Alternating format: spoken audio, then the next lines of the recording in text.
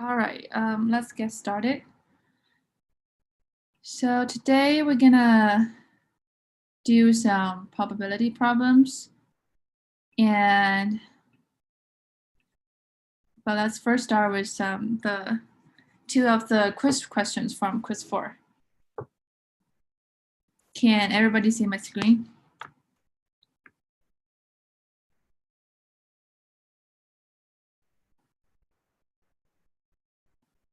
Okay, so the first question is problem 4 on quiz 4. I'm sure you all have read the question. So we have the set A, B, C, D, E, and the relations are on set A. So the first one is R1 that contains AA, BB, CC, DD, and EE. And we want to circle the properties the relation satisfies. So what are the properties that R1 satisfy?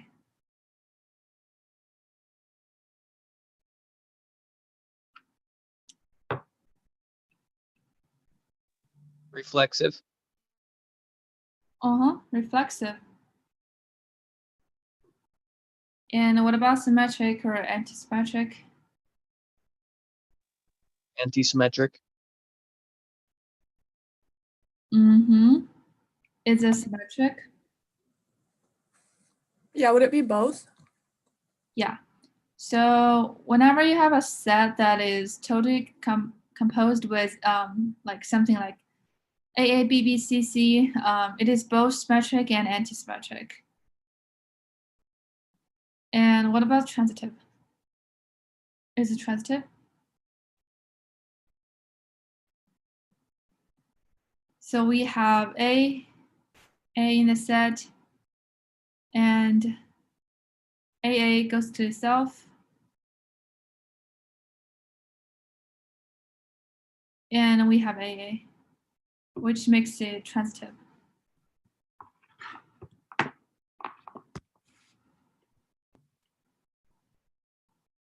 Okay. And R2 is R1 union this the power set AE, BD, DB, and EA. Is it reflexive? Yeah. Yep, it is reflexive because R1 contain all the, because R2 contain all the elements, all the pairs in R2, R1. So since R1 is reflexive, then R2 has also to be reflexive. Is it symmetric? We know that R1 is symmetric. And what about the rest part? Yeah. It is symmetric. So we have two pairs AEEA and BDDB. So which makes it not antisymmetric. And what about transitive?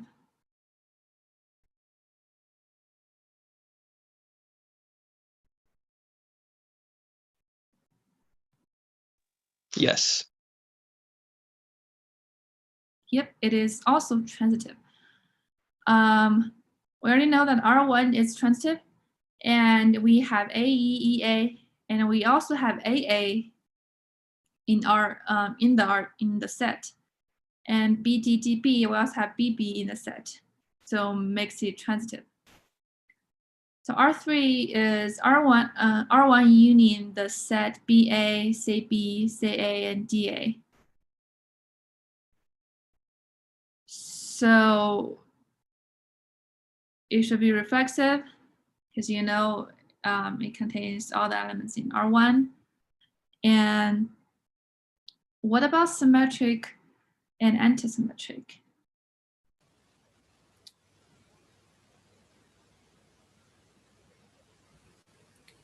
I got that this one was anti-symmetric and not symmetric because there's no pair such that you have AB and then BA.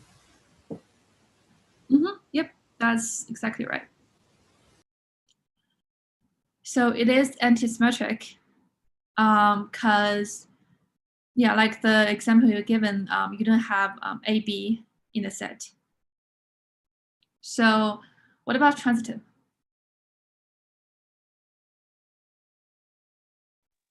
Yes. It is transitive.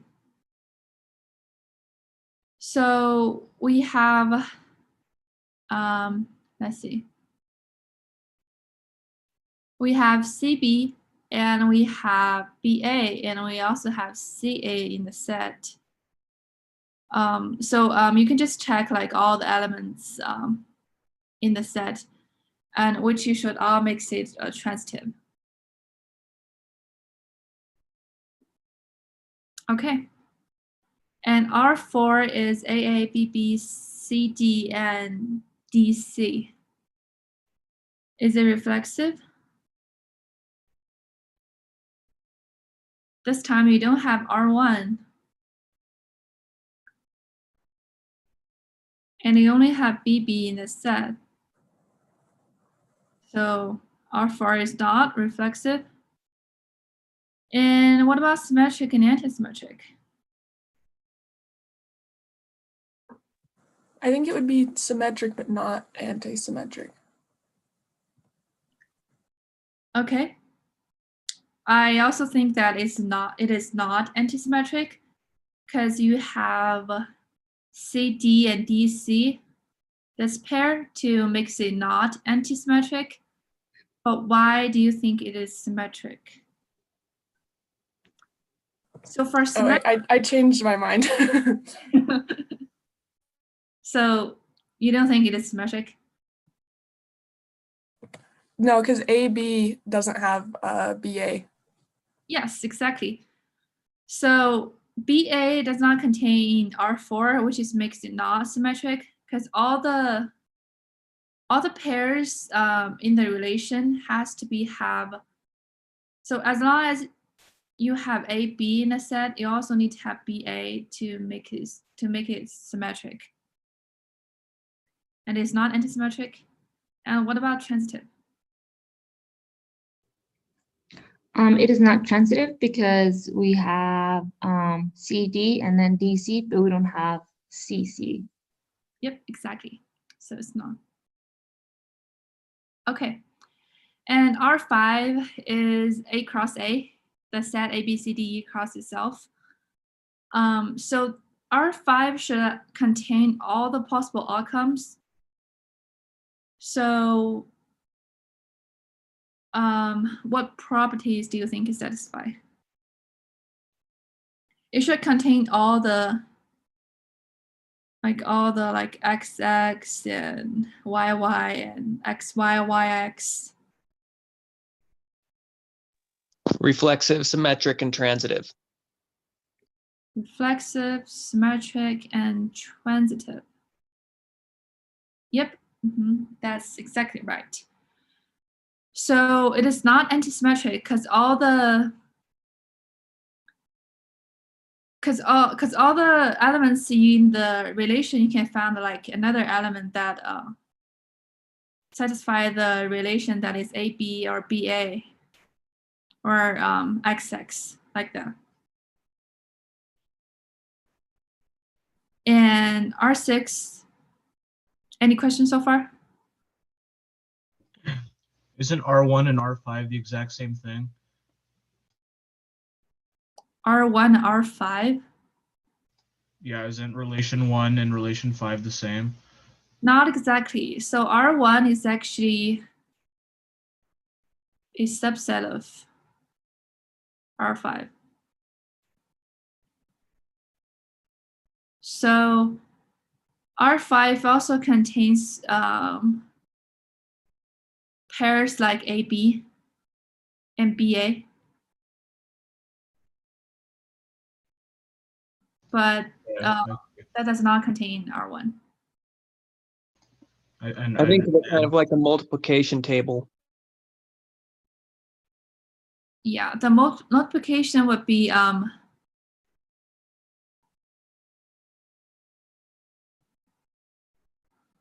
so you have A cross A.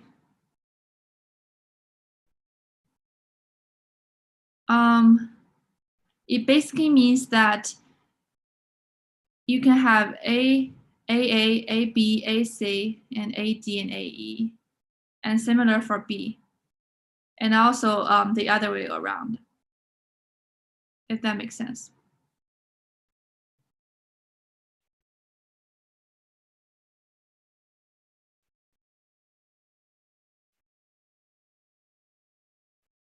So you should have AA, AB, and you should also have BA. And all the way goes to EE.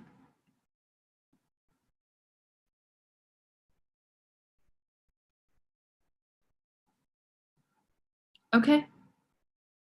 So the next part asks which of these relations, if any, are functions, partial orderings, and equivalence relations. So which relation is is a function?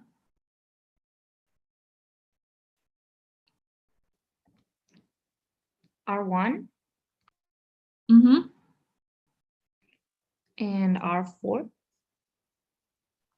Why is R4 a function?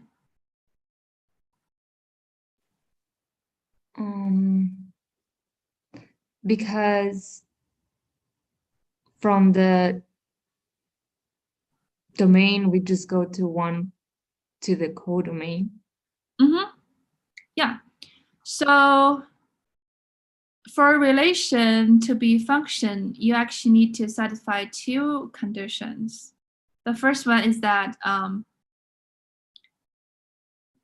only one, so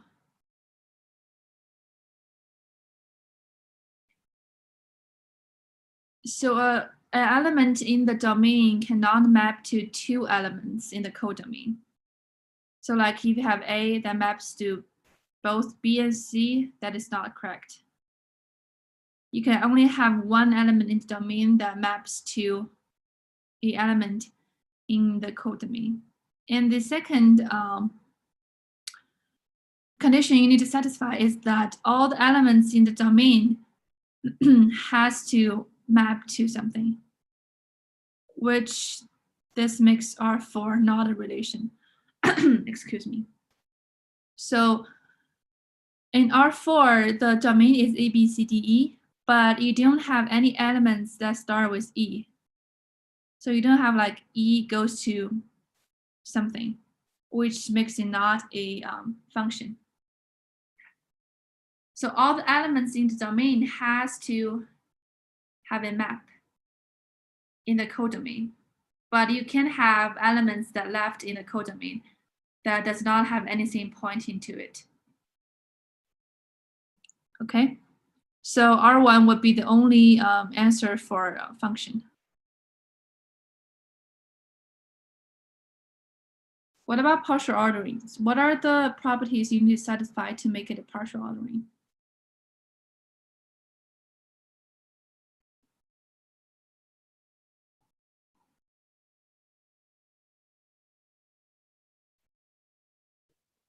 It needs to be reflexive, antisymmetric, and transitive. Yep, exactly. And then you can just match the relation that has that satisfies all these three properties, which is R1. You have RAT, and next one will be R3. And that's it. So, and what about the equivalence relations? What are the three properties that it needs to satisfy?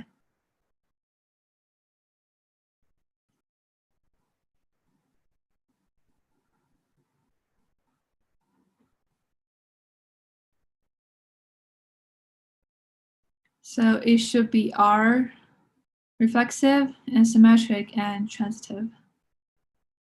And in this case, it should give us R1, R2, and R5.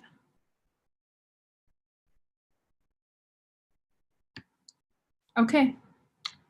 Any questions?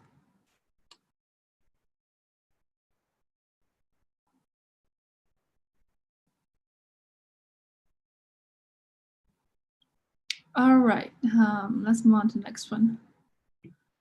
So this is problem 5 from quiz 4, and we have the relation R x to y belongs to z cross z, and x plus y is even. We want to prove the relation is reflexive and transitive. We also want to show that R is not antisymmetric by finding a counterexample. So let's first prove that R is reflexive.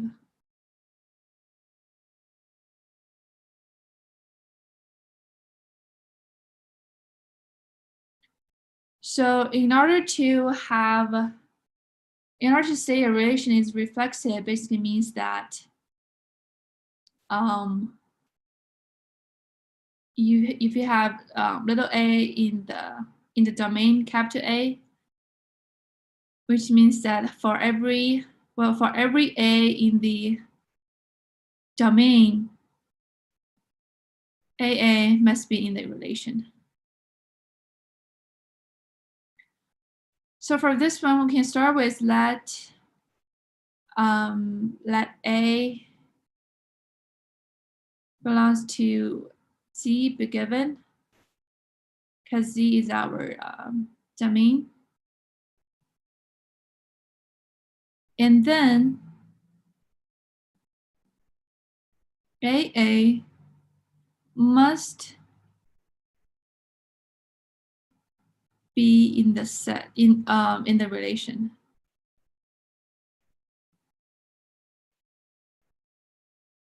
Since A plus A is equal to 2K, or sorry, 2A. And this is an even number by the definition of even. So thus we have showed that AA is in the relation and R is reflexive.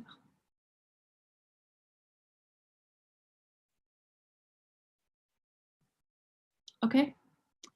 And the second part is show that R is transitive. So we want to show that R is transitive.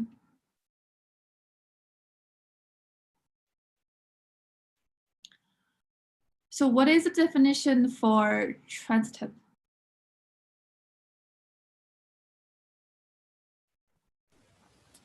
Given A and B in the relation R and B comma C in the relation R, we have to show that AC is in R. Exactly. So we want to let A, B, and B, C in the relation R be given.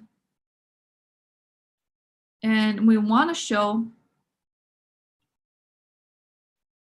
that AC is also in the relation R. So basically, this means that we want to show AC is equal to some even number in order to make C in the relation R. So since we know that A, B, and BC both in relation R, then we have AB is an even, A plus B is an even number, which you can use like 2n. And by the definition of even, and B plus C is 2m.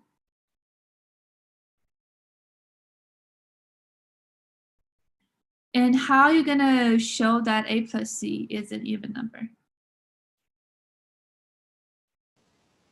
You can combine the two equations and then do some algebra to show that A plus C is even. Yep. That's exactly what we're gonna do. So A plus B, that's plus B plus C, and we have 2n plus 2m. This will actually give us A plus C. We rearrange this, and this becomes 2b. Take out the 2 m plus m, and we can rearrange just as A plus C and minus 2b on both sides. We have 2 plus n minus 2b, and factor out the 2 plus n minus b. And that should give us 2k. Okay. And then you can conclude that AC is in a relation and R is transitive. So the last part is show that, just give a counterexample to show that R is not antisymmetric.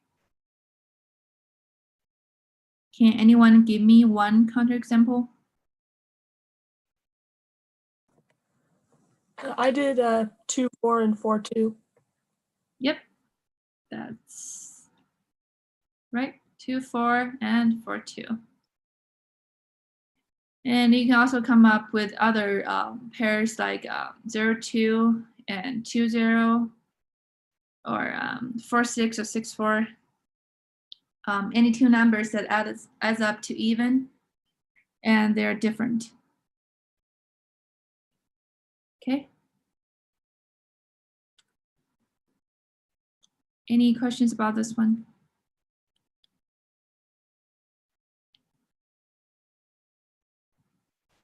All right. So let's do some probability question. I want to use the breakout room for this question. So let's read the question first, and then you guys can discuss on your own to come up with an answer. So suppose Jessica rolls an 8-sided die and John rolls a 6-sided die. So we know Jessica should have 8 different outcomes, 1, 2, 3, 4, all the way up to 8. And John should have 6 different outcomes. So what is the probability that John's roll is higher than Jessica's? I'm gonna stop share and use the breakout room.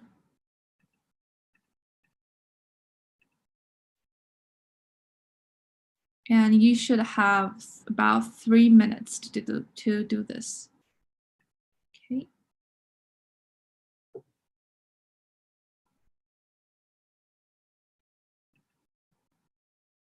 Let's see.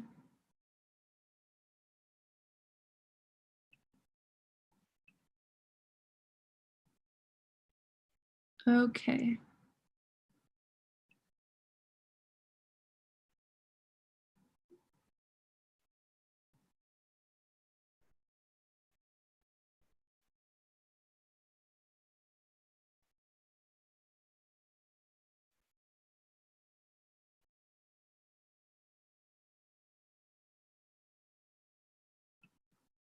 Is it still goes as the invitation or just put you automatically in the breakout room?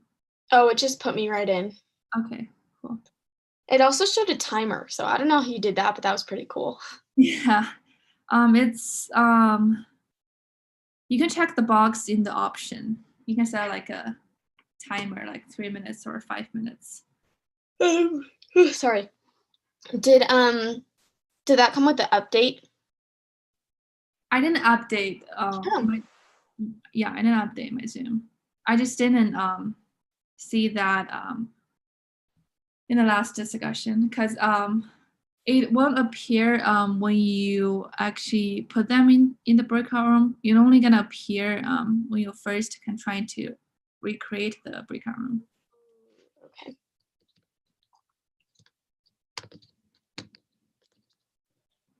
Trying to plan my classes for next semester. You're a junior, right? Like this is just okay. Yep. I think I'm gonna do a math minor. So now I'm trying to figure out how to fit that in. I think a lot of the classes are overlapped if you major in computer science.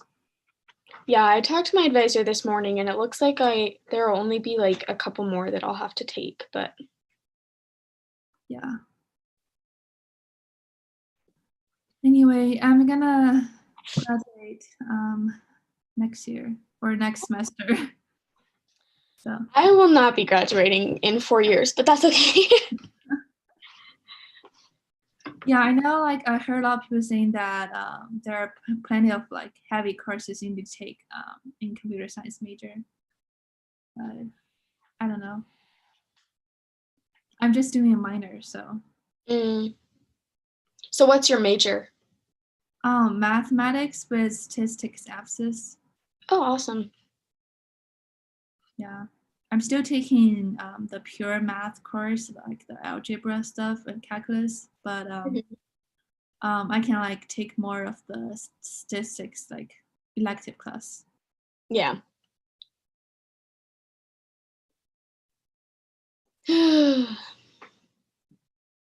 Well, early congratulations to graduating next semester, because I don't know if we'll be in teaching the same class, or I don't even know if you'll be a TA next semester, so. Yeah, me neither.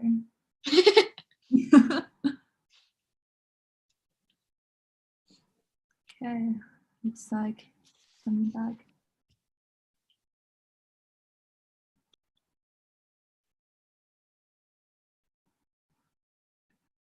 Okay. So how did it go? Anyone want to share your discussion?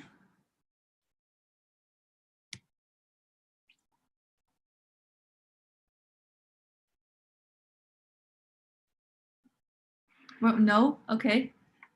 Well, it's 3 minutes. You have to like at least have something.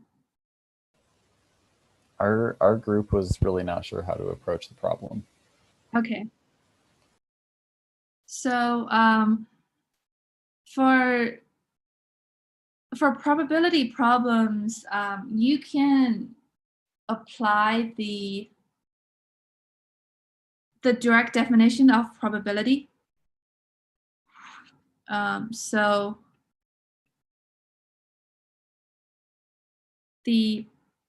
let's see the probability that the John's row is higher than Jessica's.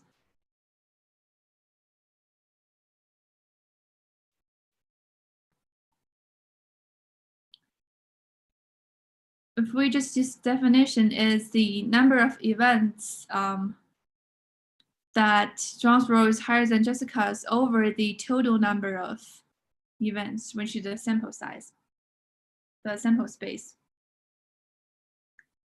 So so let's first figure out like the sample space. How many total outcomes are there? 48. Mm-hmm. And why is 48?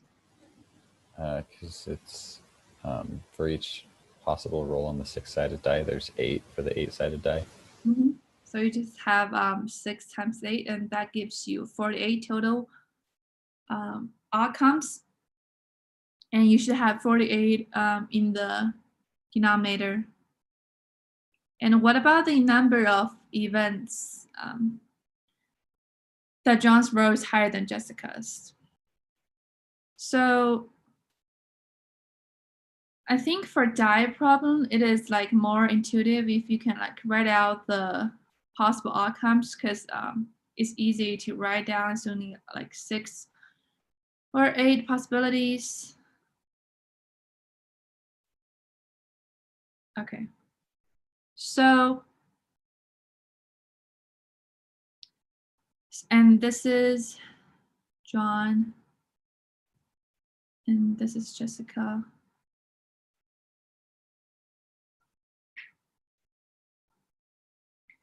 So let's see if Jessica rolled first. If Jessica rolls 1, what is the how many possible ways that John can roll that makes the number the higher than Jessica's? There's a quick question in the chat. Can you go over more why this sample size, or why I just forgot what the name of that is. Sample space there. Why the sample space is 48? Yeah. So The sample space basically means like how many total outcomes are there if you want to choose. In this particular question would be how many combinations are there if you want to randomly choose one number out of 6 and one number out of 8. And this will give you 6 times 8. Because for Joan, you have 6 total options to choose from. And for Jessica, you have 8 options to choose from.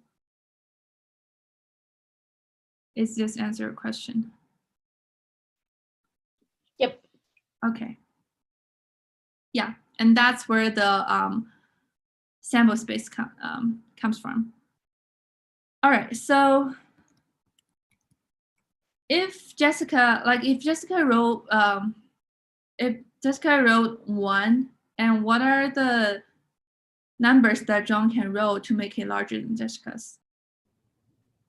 So 5. Yeah, so it will be 2, 3, 4, 5, 6. So which gives like total 5 outcomes that John can roll. And what if Jessica rolls a 2?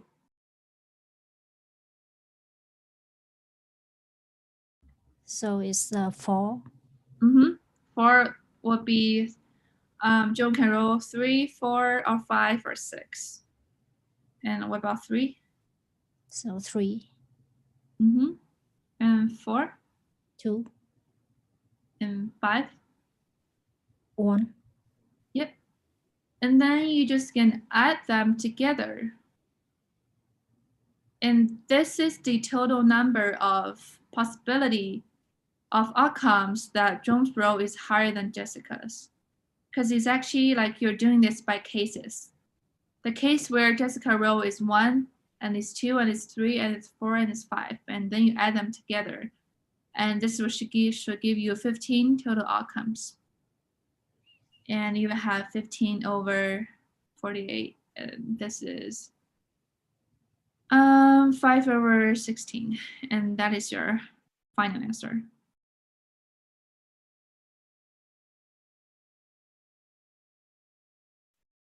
Any questions?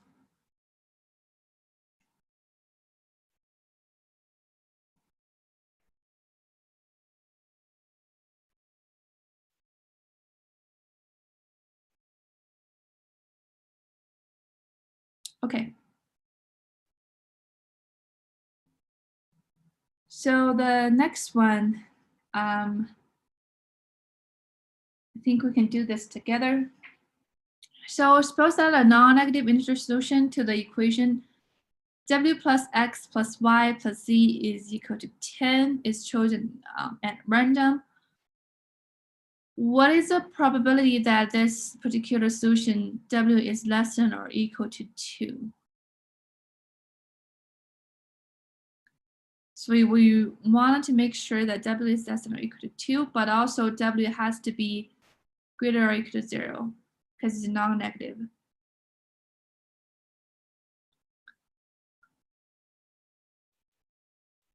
So there are actually 2 ways of doing this problem. And the first way would just gonna be use cases. And the second way, we're gonna directly apply we're gonna use the rule of combination and also, we're gonna use the rule of complement and also the rule of the bag problem, use the formula of the bag problem.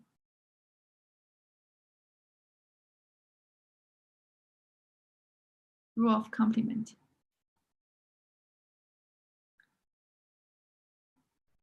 Okay. So,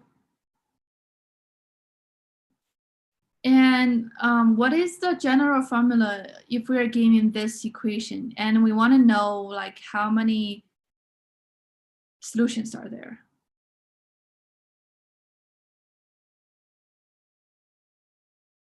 It's C something.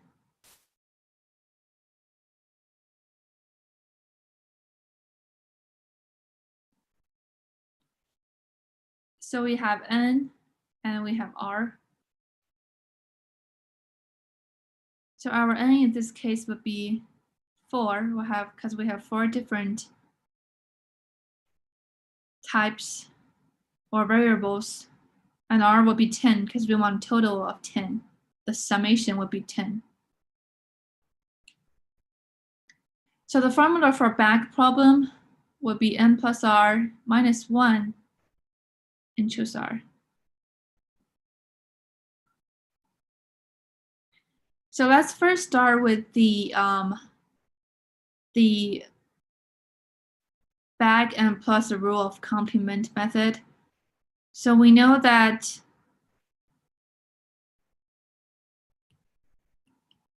the total number of outcomes would come from this formula. And if we substitute the n and r, and that will give us 10 plus 4 and minus 1, and that's 13, and our r is 10. So the 13 choose 10 is the total number of outcomes, regardless of what value w is.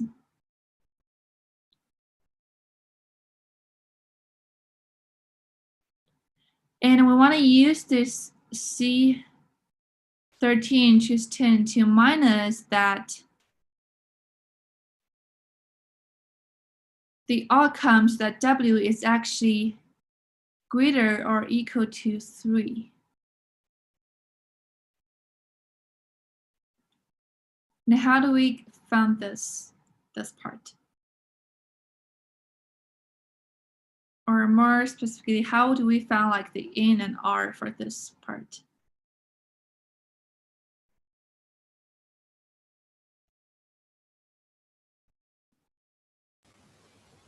Do we treat it like we have x plus y plus z equals 7 and then find the combinations for that?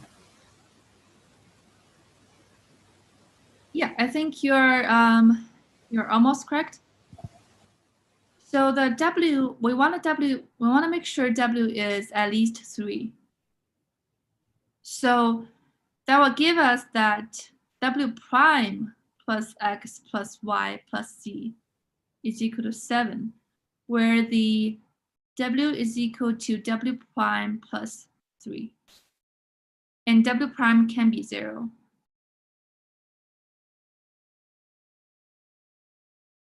We want to make sure that w is at least 3, so we can subtract that 3 from both sides. And then we have this equation here, where our n is 4 and our r is 7. And then you can just directly substitute that into this equation, the n plus r minus 1, choose r. And this should give you 4 plus 7 minus 1, and that's 10. Choose 7. Okay. And your final answer is just going to be 13 choose 10 minus 10 choose 7 and over, because it asks the probability that w is less than or equal to 2 over the total combinations, which is 13 choose 10. This should be your final answer.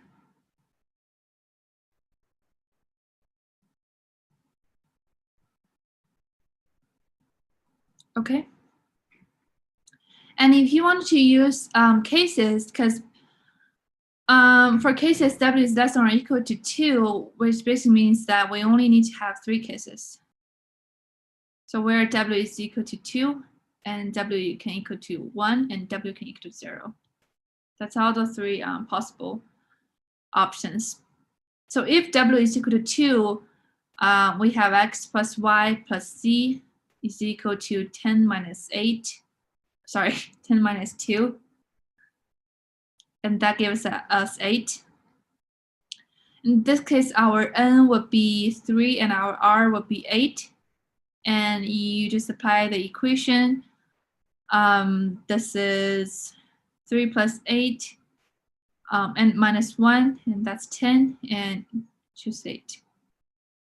And if W is equal to 1, and then your equation becomes x plus y plus z is equal to 10 minus 1 equals to 9.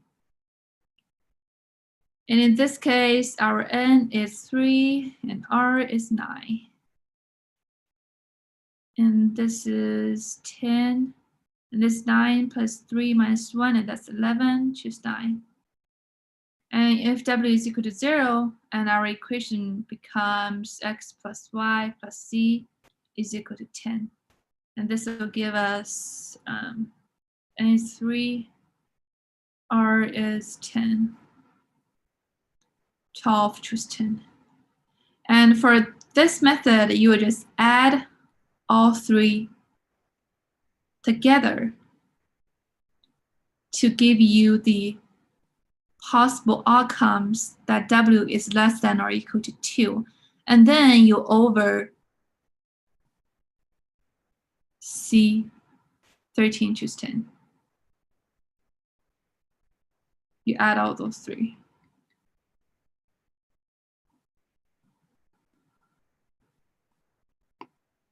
Okay, any questions about this problem?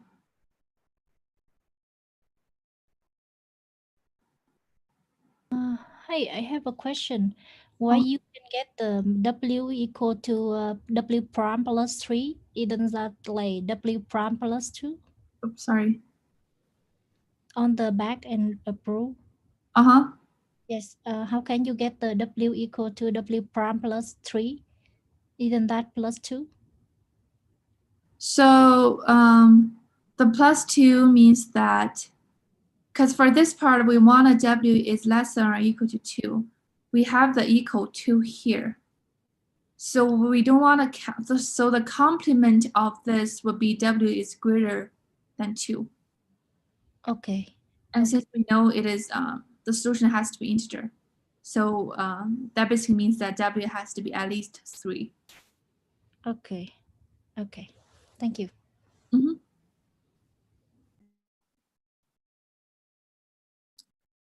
Okay. So let's see. Let's move on to the next one.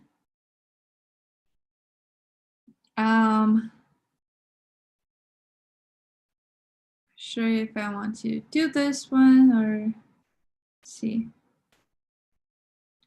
So let's first do the expected value, the question about this. So assume we have a player on a baseball team has a 1/3 probability of getting a hit and 1/6 probability of drawing a base on balls. So every time they appear at the plate.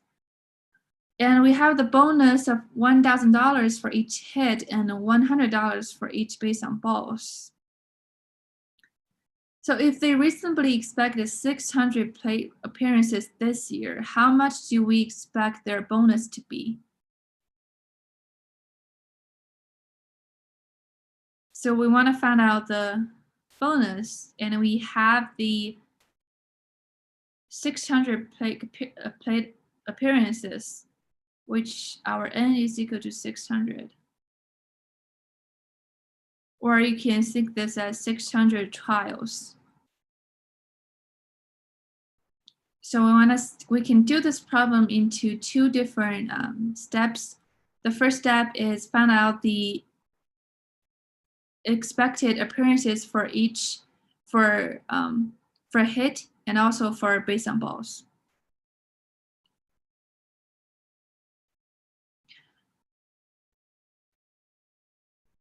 And then we're gonna add the, and then we're gonna time the $1,000 with the number of expected appearances for hits and plus the number of expected appearances for base on balls and times the $100.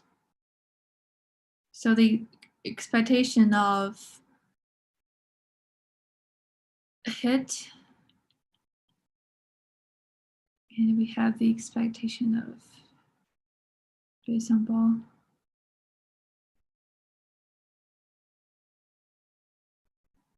So we have our trial is 600. And you have the probability of 1/3 and a 1/6. And this would be actually a Bernoulli trial. And do you guys remember the formula of expectation for Bernoulli trial?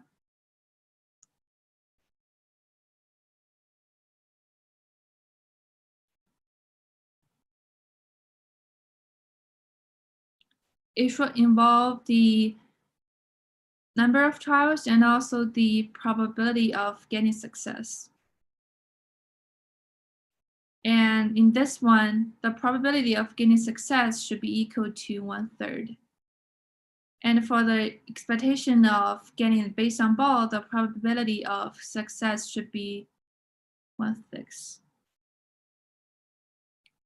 And the formula is n times p.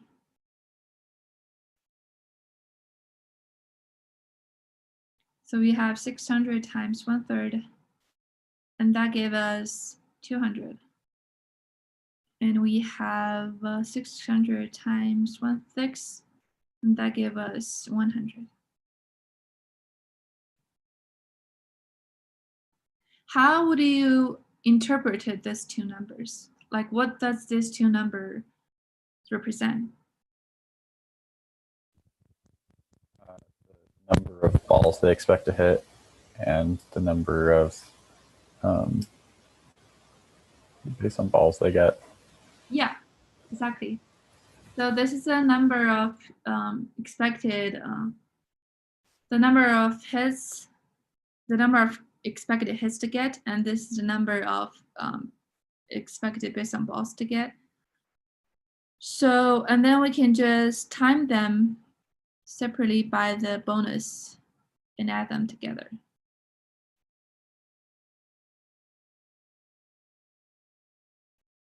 And this will give you the expected bonus, and that should be 210K.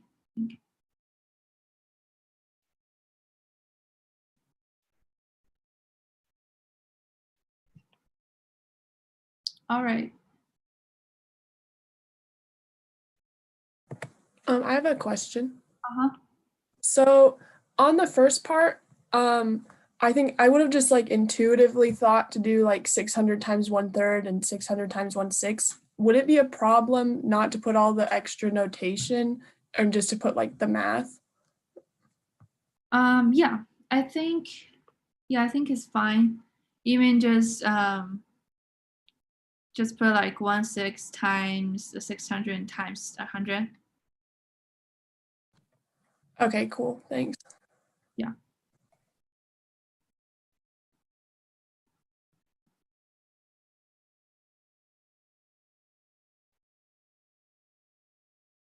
All right, any other questions?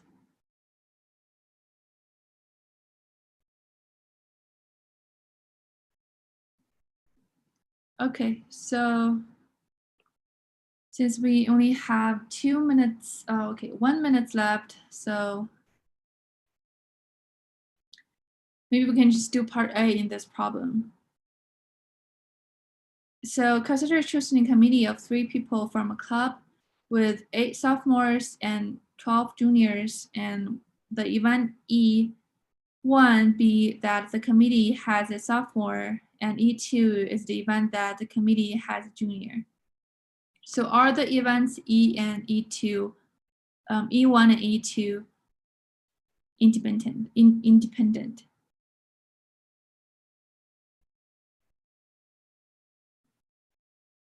So remember that for something to be independent, we can have this formula.